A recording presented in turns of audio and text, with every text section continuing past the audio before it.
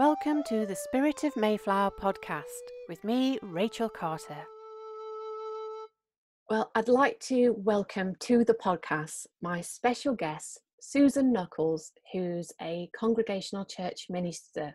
Welcome to the podcast, Susan. Hi, it's great to be here. Oh, thank you so much for agreeing to chat with me. Could you tell the listeners a little bit about yourself and your role as a minister? Right, yes. I look after two churches in Sheffield, in South Yorkshire, so not too far away from some of the pilgrim routes that I know you, Rachel, have been working in. I look after two small congregations. They're not huge, about 20 people in each. And we do everything that you'd expect a small chapel to do. So it's work with older people, it's kids work, it's pastoral care, and it's preaching and leading worship week by week. But also we do things in partnership with other churches, and we have quite a strong presence in the community. So, for example, with COVID-19 and the pandemic, we've been helping run a community support hub in our bit of Sheffield as well. So yeah, busy. Strangely, when everybody else was stopping, churches were stepping up, and we got quite busy. Yeah, that's fantastic that you can sort of further your reach into the community and help and support people when they need it most. You was explaining when we was chatting before that the Congregational church has its roots within the Separatist story. Is that right? Yes. There's no sort of one line with these things. So it's not the case that we are, direct sort of church spiritual descendants, because other groups would also, the Baptists and other Reformed groups would also claim that. And also we have lots of ancestors, but definitely the Separatists, we do look back to, we do say that they part of a river that flows into our story, and we do take inspiration from them, and that stance of sort of doggedly pursuing truth as they saw it, even though the establishment was something very different. Yeah, because I found by reading accounts such as the diaries of William Bradford and Winslow, but then reading modern day accounts and books and talking to historians, it's such a complicated story, but the gist of it was that you couldn't be seen to be practicing anything other than what the king prescribed, and that must have been quite scary to go against the king, knowing that what you were doing, it could lead you into a lot of trouble, couldn't it? Yeah, prison, crippling fines. I mean, fines that would bring families and their small businesses down. And I think that the hard thing is that, you had to kind of show up to your parish church. You had to be seen to be there. And so the people who might be snitching on you to the local constables or to whoever were the people around you. So that to our eyes gives a kind of, a police state's probably too strong, but it kind of gives a little echoes of that. Yeah, you were doing something really quite dangerous, but within your own community. So you were against all sorts of things, not in an antagonistic way, but you were just wanting to pursue what you saw as truth. yes. And that must have been so hard. It must have been. And one of my previous guests, I think it was episode 9, was Victoria Mason-Hines, who's the visitor experience manager at Gainsborough Old Hall, and she was explaining that there are tunnels from the nearby church that would have led people so they could have been seen to go into the church, keeping up appearances, but then they could go through these tunnels and preach in secret in the hall. And that's, have you come across any other sort of similar stories by looking at your church's past? I know from my first church was a place called Market Harbour in Leicestershire, and there were stories of travelling separatist preachers who would, because you know, if you were caught travelling to lead worship, it was another thing that you could be imprisoned for, and they would hide under bridges in water, up to their waists in water, Gosh. as people passed by.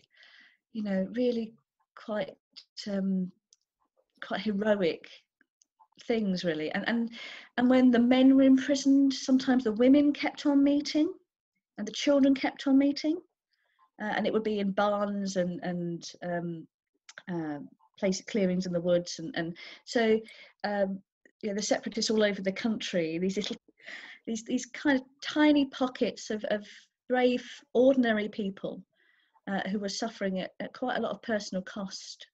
As I've been unpicking bits about my own ancestors and looking at family migration, so that was one of the big things for me, that I was finding members of my family who sometimes moved through choice, so they were following industry, but then I found other examples of people that were migrating not through choice, by forced migration, such as my framework knitter ancestors, who, when the Industrial Revolution really took hold, there was a family of 4 who found themselves out of work, but being a framework knitter, they were highly skilled, but those skills didn't seem to be able to translate into the factory system, and they found themselves in the workhouse. To undergo forced migration, or to be trying, almost like sneaking around, fearful, you know, it must have been quite a terrible time for them. Yeah, I think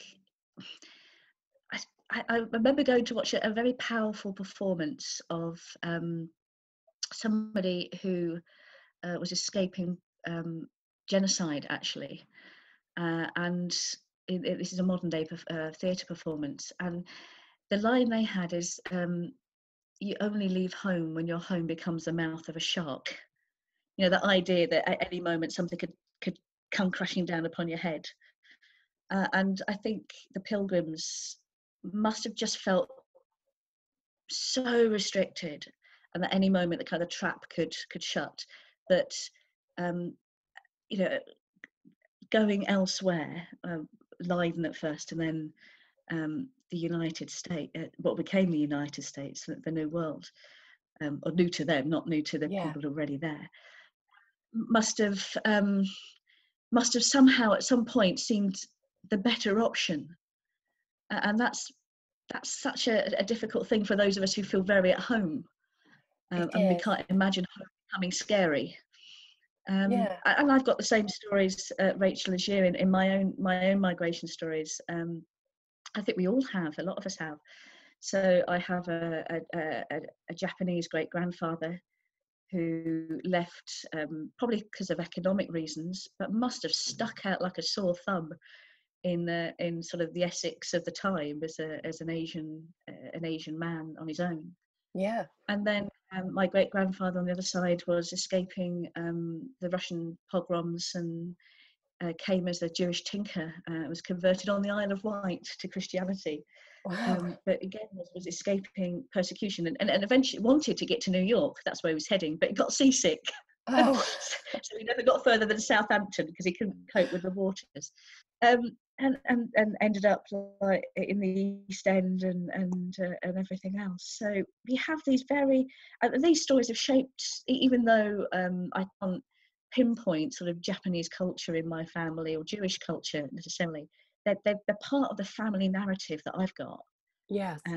That people have travelled from somewhere else and made this country home. Yeah. And I want to remember that as I meet in my community in Sheffield, you know, newcomers and people from elsewhere. I want to remember that I too am a product of a migrant, you know, a descendant of a migrant. Yes, and I think that's, you know, probably true of so many people. And at Christmas, I had one of those ancestry DNA tests, and because I'd done so much research on my own family, and I couldn't find them ever leaving the Midlands. So they zigzag all over it over sort of a course of 400 years. They never seem to have left it. So I wanted to see, if there was stories that I'd not uncovered. So I did one of these DNA tests, and what it showed was that I was 82% South Yorkshire and Midlands, and the rest was made up with Celtic and Scandinavian DNA. So I've been reading up on the time when we were under Dane law, and how a lot of the sort of Viking or Scandinavian travellers really took to sort of parts of Nottinghamshire and South Yorkshire and made it their own. So much so that when a future raid of Norsemen, the Anglos and the Scandinavians stood side by side to protect the city of Nottingham from these new raiders, that they had made Nottingham their home and they were going to protect it, even from people from their own background. And that's fascinating to find that, I've got Viking DNA, It definitely explains things. Make all sorts of excuses now, couldn't you? Yeah. I'm just going to go and plunder Marks and Spencer's. But it's true. I think, if you delve into any ancestry of, then you would find these kind of stories, and and it's reflected in today's crises and with migrants, and so we have these stories that punctuate through history, and some sort of the Vikings from the 9th century right up until then, the Separatists fleeing South Yorkshire, North Nottinghamshire and Lincolnshire for religious freedom. But then you've got today where there's migrants coming and seeing England as home, and that having to sever their roots and set up again. And that must have been quite hard, for anyone from history and today to do. I got a little flavour of that by going on my own adventure on the freight ship and leaving my family behind. And at the end of the 4 weeks, I was getting quite teary and really was desperate to see family again. And do you get sort of similar stories through your own congregation? Yes, and my own, I think. So I felt very called to my first church. We were living in Oxfordshire at the time, and my first church was in Aberdeen, which was a huge move. But it was also, I was only working for what they call livings, which meant that I got a house to live in, but I didn't get a wage. I didn't get a stipend. So my husband had to carry on working in Oxfordshire. And I went up to Aberdeen with our very young son. And we would see each other perhaps once every 3 weeks, once every month. Gosh. And so that was a separation, a kind of very small scale compared to asylum seekers and refugees today. But that was me following something that I thought I really had to do. I felt a real kind of inner soul pull, but yet it meant severing ties to Oxfordshire and not seeing my husband very much. And it was tough. It was tough on the family, and it wasn't easy to start a whole new life and a whole new ministry on my own. And okay, Aberdeen's not the other side of the world, but it is still quite a different culture. Yes. The north of Scotland, and church culture has its particular way of doing things. And I found it quite difficult to settle. Actually, it took a long while. And yes, I think I've done a little bit of work with asylum seekers in Sheffield through some excellent charities that are based at Victoria Hall in the city centre, and just to see that how difficult it is, and then that need for people who have travelled from elsewhere in the world to want to be with their own, which is completely understandable when you've left so much of your own behind. Yeah. And trying to find spaces for that. And also some really beautiful friendships that can form, and sometimes it's very difficult for people to work straight away because they're not allowed to, so they often volunteer. And Sheffield's brilliant with the museums and everything, and we have a large range of volunteers from all sorts of backgrounds, and often those seeking asylum will volunteer. And yeah, some really wonderful friendships get formed. Yeah. It's not easy, and there's a lot of myths about, you know, how easy it is to come to this country and you can live off the state, and it's not true at all. It's really, really hard. Yeah. And these are people who are sometimes people who are very scared and very mistrustful of authority because, you know, they've been beaten up by it at home. Yes. And so to find their way into our quite complicated bureaucratic systems is just a minefield. And there's excellent charities in Sheffield that deal with that. Oh, that's fantastic that you know, that the support is there for them. Well, I think this is a good place to have a little break, and we're going to hear a song from Highcliffe Music. This song is from the musical play Mayflower, the Pilgrims' Journey, and is a hymn of thanksgiving after the Mayflower passengers have finally sighted the coastline of the New World.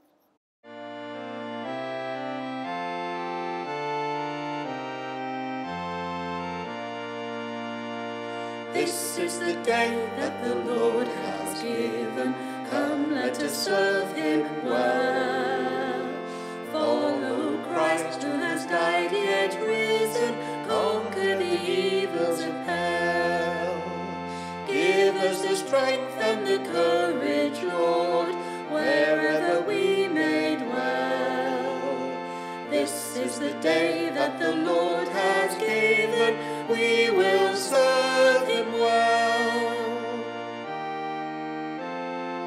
This is the day that the Lord has given. Come, let us sing in praise. Sing of the joy that we are forgiven for all our foolish ways. Give us the hope that will see us through all of our darkest days.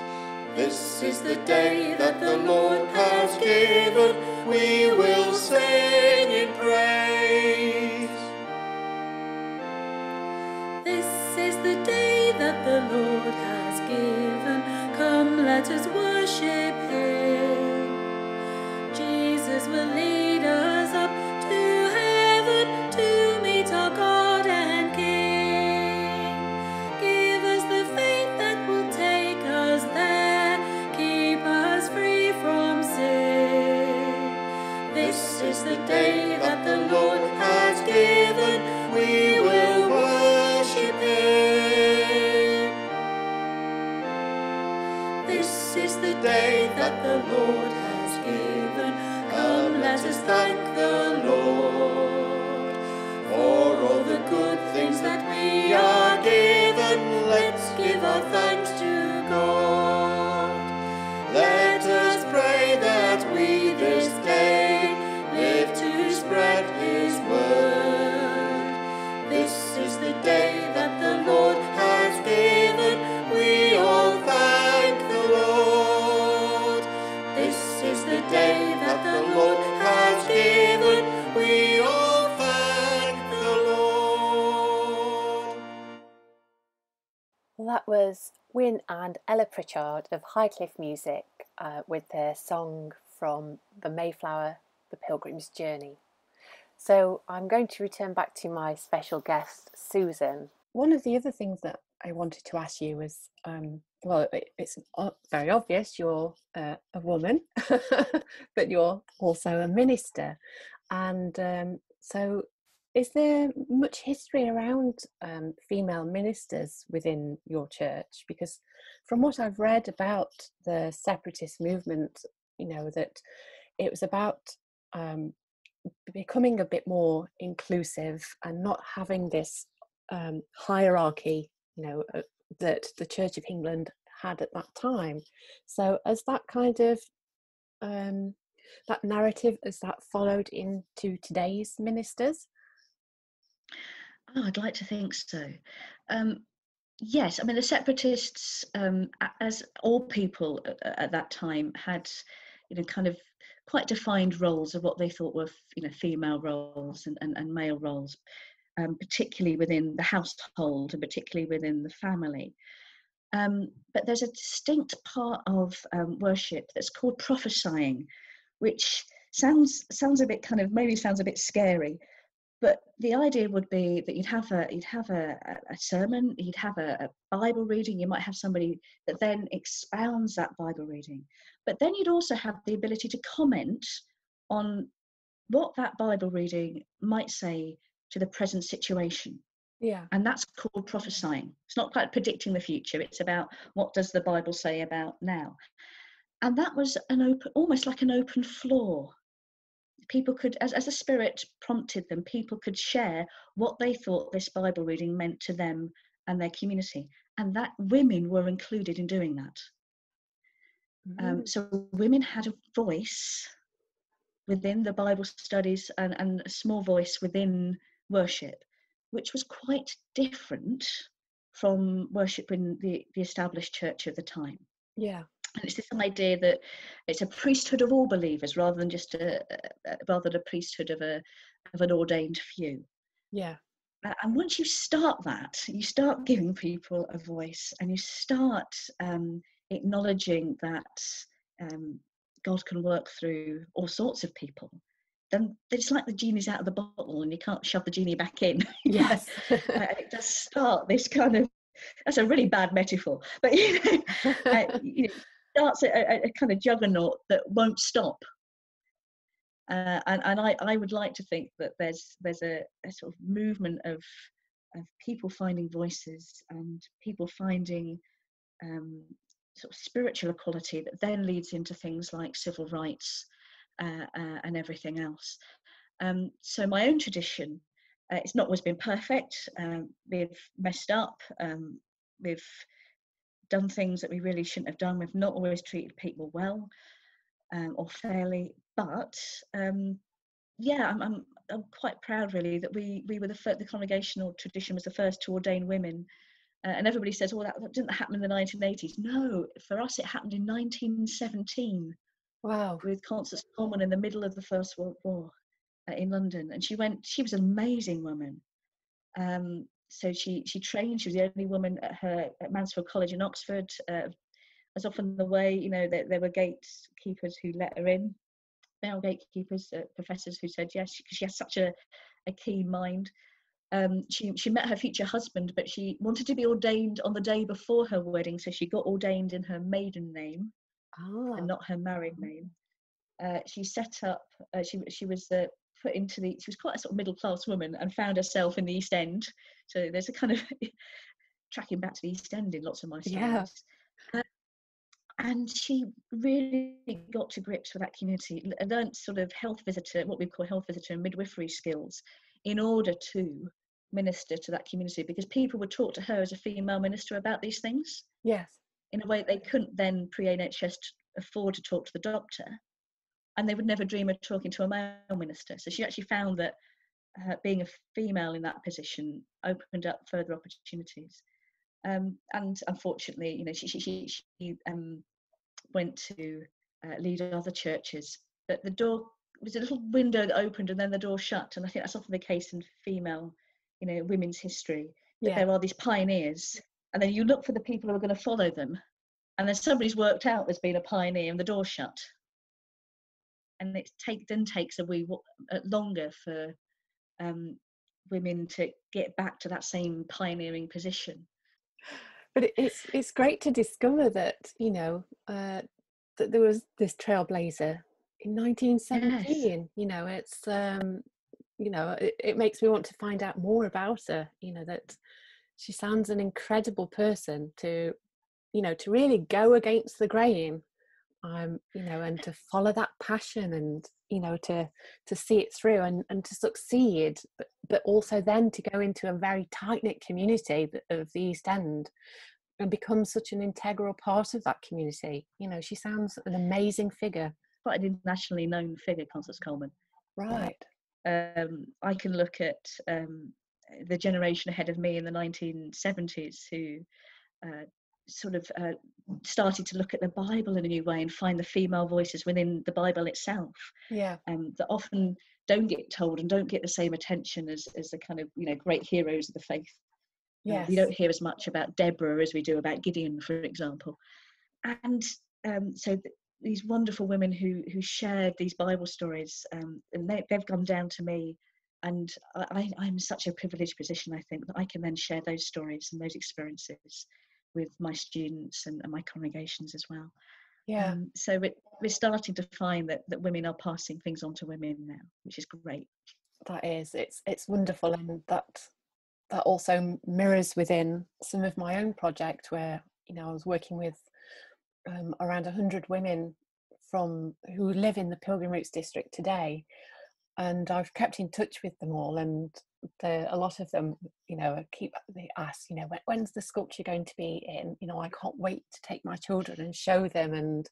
And another was a mother and daughter who said that the thought that something they've done together will be there for people in the future to see, that they'll be part of a small piece of history, just is something so precious for them. So it's great to feel that we're in that position to champion women's roles. So that's wonderful. It's been amazing talking with you. And before we finish off, Susan, so you got in touch with me to see if you could interview me for a film you're making. So we've just completed that interview, and then I said, well, I'd like to interview you for my podcast. So we're both featuring in each other's projects, but would you like to tell the listeners a little bit about your project, about what you're doing for the Mayflower events? So, as I said, Congregational Federation is a group of congregational churches around the country. There's about 600 of us. So we're not huge, but we look back to the Separatists, to the Pilgrims as part of our story. And we want to understand that story more, and we want to think about it. So we're producing a lot of short films that are going to be released halfway through September. It's called Mayflower Fest. So if you look up the Congregational Federation on Mr. Google, you'll find it quite easily. And the YouTube videos will be there. And they include me visiting Austerfield, and even with COVID restrictions, I managed to have a little film inside the church to look at the stained glass window and the font where William Bradford was baptised. And it includes Bible studies and hopefully voices from First Nation people as well. Talking about Austerfield, I think there's going to be a tree planting there of the new apple tree, the Pilgrim 400, and the grower behind that is John Sterling, and he's going to be the guest on my next podcast. And John gave me an apple, which is in the hand of the Pilgrim woman. I love the fact you've got an apple. Yes, me too. Oh, yes. I mean, the apple, and also that you're kind of reclaiming Eve a bit, because poor old Eve, I think, gets hard done by. Yeah. And she's the source of a lot of, keeping women in their place is because of Eve. I'd never thought of that connection. And the fact that you've got an apple, it's like, yeah, sock it to him. Yeah, it's reclaim Eve. She's a stronger woman than she's portrayed, I think, in a lot of art and a lot of male readings of that particular biblical text. Yes, well, so it's a good thing. Well, the apple sort of, for me, symbolises quite a few things, and that I'd not really thought about, but yeah, I can see that, and it's a Genesis story, isn't it? It's a beginning story, so it resonates in all sorts of ways. So to be honest, I thought that's when I saw the apple, I thought that's what you were doing. I thought, she's making a rather clever reworking of the beginning stories. Now, I will just have to claim that. Yes, it was all there in the artistic thought. Go for it. That's brilliant. I've not really thought about that, and I think that's quite nice, actually. you know, that people are seeing the apple. It has so many meanings for different people. It's an amazing project, Rachel. It looks absolutely fantastic. Right, thank you. And yeah, it's been lovely getting to know you, and I would love to be able to visit the church in Austerfield. So maybe we could meet in person soon and meet for a coffee, and then you could show me the stained glass window in the church in Austerfield, because I think that would be fantastic. I want to say thank you so much, Susan, for being a guest on the podcast. Oh, take care. Thank you so much, Rachel. And you. Thanks, Susan. Spirit of Mayflower is part of a series celebrating my Spirit of Mayflower project. You can get involved in lots of ways. You can take a look at some of the movies and pictures I took on my journey by heading to the Rachel Carter Sculpture Facebook page. You can also head to my website at www.rachelcarter.co.uk, and there you'll be able to view some of the sculptures I make, treat yourself to a limited edition Pilgrim Woman sculpture, or take a look at some of the online tutorials